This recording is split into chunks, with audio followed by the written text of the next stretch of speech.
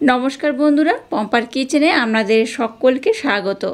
আজ আমি ময়দা চিনি দিয়ে অপূর্ব স্বাদের একটা শুকনো মিষ্টির রেসিপি আপনাদের সাথে শেয়ার করব।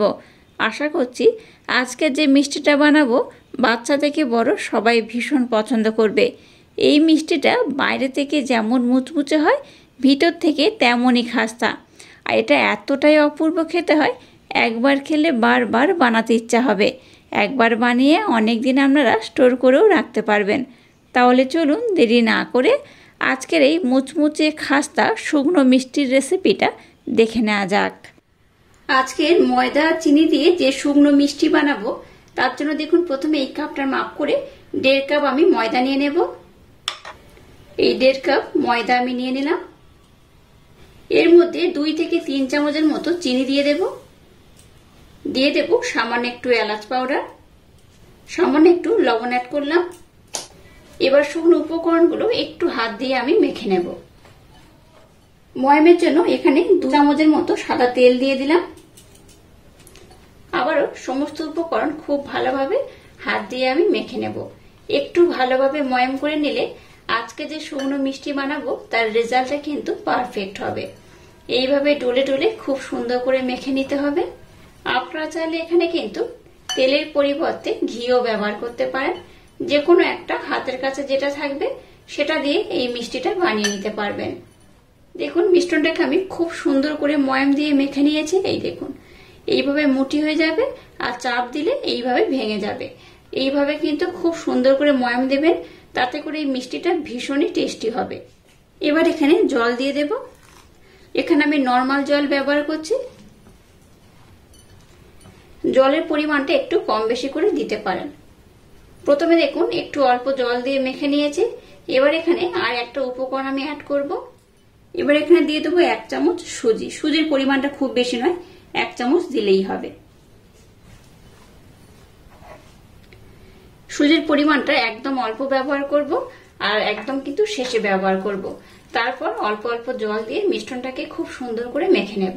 মিশ্রণটাকে খুব নরম করে মাখা যাবে না, একটু টাইট করে মেখে নিতে হবে। দেখুন মিশ্রণটাকে আমি একটু মোলায়েম সফট করে মেখে নিয়েছি। এই দেখুন খুব যেমন নরম নয় আবার খুব টাইট নয়, তুলনামূলক একটু টাইট করে মেখে নিতে হবে। আর এই মিশ্রণটাকে রেস্টে রাখার দরকার নেই, এটাকে আমি সাথে সাথেই বানিয়ে নেব। এবার দেখুন মিশ্রণটাকে আমি নিয়ে নিয়েছি। এবার এইভাবে একটু লম্বা করে নেব। এবার মোটামুটি একটু সমান মাপ করে এইভাবে আমি কেটে নেব।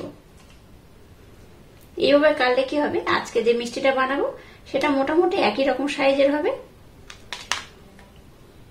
দেখুন সবগুলোকে আমি মোটামুটি এইভাবে সমান মাপ করে কেটে নিয়েছি। এবার দেখুন এইভাবে কেটে নিয়েছি। এবার মিষ্টিগুলোকে এইভাবে একটু আমি ডিজাইন করে নেব। এই দেখুন একটু এইভাবে আমি হাতের মাধ্যমে পাক দিয়ে নেব, তাতে করে এটা দেখতে খুব সুন্দর লাগবে। এই দেখুন দেখে বুঝতেই পারছেন দুটো কিন্তু এইভাবে অপোজিট করে এটাকে এইভাবে কিন্তু বানিয়ে নিতে হবে। এটা বানানো ভীষণই সহজ। এইভাবে কেটে নিয়েছেন। এবার দু প্রান্ত দুদিকে ঘুরিয়ে দেবেন। এইভাবে ঘুরিয়ে দিলে দেখুন কত সুন্দর হয়ে বানানো হয়ে যাচ্ছে।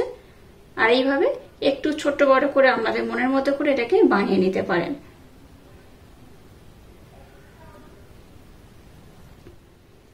দেখুন সবগুলোকে আমি কত সুন্দর করে বানিয়ে নিয়েছি আর প্রত্যেকটা কিন্তু খুব সুন্দর দেখতে হয়েছে। আর এইভাবে কিন্তু এগুলোকে এবার আমি ভেজে নেব।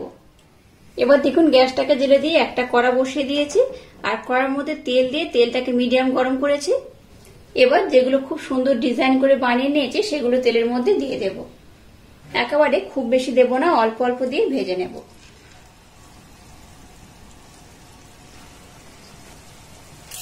গ্যাসের ফ্লেমটাকে একদম লো টু হালকা মিডিয়াম দিয়ে এবার এগুলোকে আমি ভেজে নেব।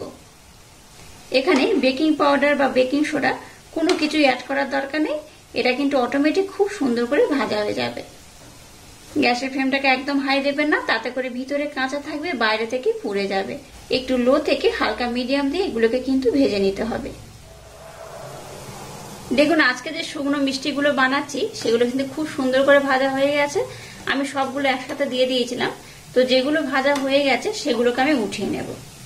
খুব যেমন লাল করব না, আবার খুব সাদাও থাকবে না, যেগুলো আগে দিয়েছে একটু বেশি ভাজা হয়ে গেছে, এবার এটাকে উঠিয়ে নিতে হবে।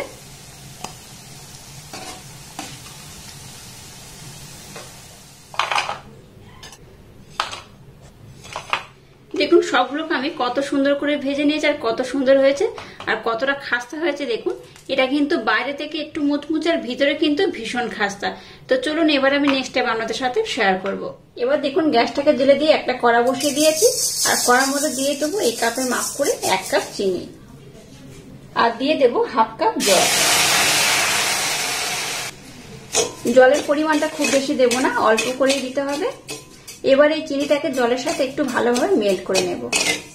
গ্যাসের ফ্লেমটাকে হালকা লো টু মিডিয়াম দিয়ে জলের সাথে চিনিটাকে দেখুন একটু ভালোভাবে মেল্ট করে নিয়েছি।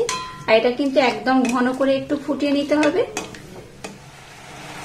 এবার আমি গ্যাসের ফ্লেমটাকে লো করে দিলাম। শিরাটা আমার একদম রেডি হয়ে গেছে। এবার যে মিষ্টিগুলোকে বানিয়েছি এগুলো শিরার মধ্যে দিয়ে দেব। গ্যাসের ফ্লেমটাকে এবার লো টু হালকা মিডিয়াম দিয়ে এটাকে আমি খুব সুন্দর করে বানিয়ে নেব।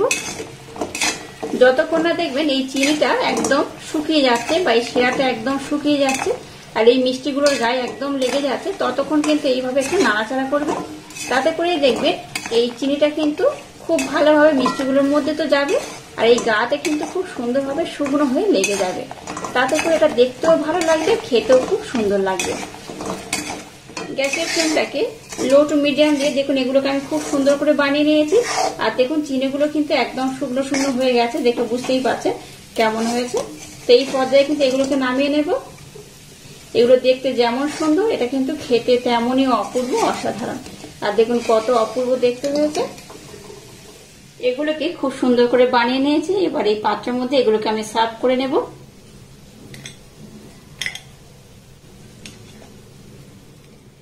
দেখুন সবগুলোকে আমি কত সুন্দর করে বানিয়ে নিয়েছি আর কত অপূর্ব দেখতে হয়েছে। দেখুন এটা দেখতে যেমন সুন্দর খেতে কিন্তু তেমনই অপূর্ব অসাধারণ। এটা কিন্তু বেশ গরম রয়েছে, তো এটাকে ঠান্ডা করে তবে কিন্তু পরিবেশন করবেন বা খাবেন। তো ঠান্ডা হয়ে গেলে এটা কিন্তু বেশ মুচমুচে হবে, বাইরে থেকে মুচমুচে আর ভিতরে কিন্তু ভীষণ খাস্তা। আর গরম আছে যেহেতু তাই কিন্তু এখন কিন্তু বেশ নরম থাকবে। গরম অবস্থায় এটা যেমন নরম হয়, ঠান্ডা হয়ে গেলেই দেখবেন এটা ভীষণ মুচমুচে হবে আর ভীষণ খাস্তা হবে। একবার হলো এই মিষ্টিটা একবার ট্রাই করবেন, আশা করছি বাচ্চা থেকে বড় সবাই ভীষণ পছন্দ করবে আর খুব মজা করে খাবে। আর এখন যেহেতু এটা গরম রয়েছে তাই কিন্তু বেশ নরম হয়। তা আমি একটা দেখাচ্ছি, দেখুন গরম অবস্থায় হাত দিয়ে ধরা যাচ্ছে না, এই দেখুন কতটা নরম দেখুন ভিতরে। এটা কিন্তু এতটাই নরম হয় আর ঠান্ডা হয়ে গেলেই খাস্তা আর মুচমুচে হবে। আর আজকের এই অপূর্ব স্বাদের শুকনো মিষ্টির রেসিপিটা যদি আপনাদের ভালো লাগে তাহলে চ্যানেলটাকে লাইক শেয়ার কমেন্ট এবং সাবস্ক্রাইব করবেন আর পাশে থাকা বেল আইকনটা প্রেস করে দেবেন। তাহলে টাটা, আবার দেখা হচ্ছে নতুন কোনো রেসিপি নিয়ে।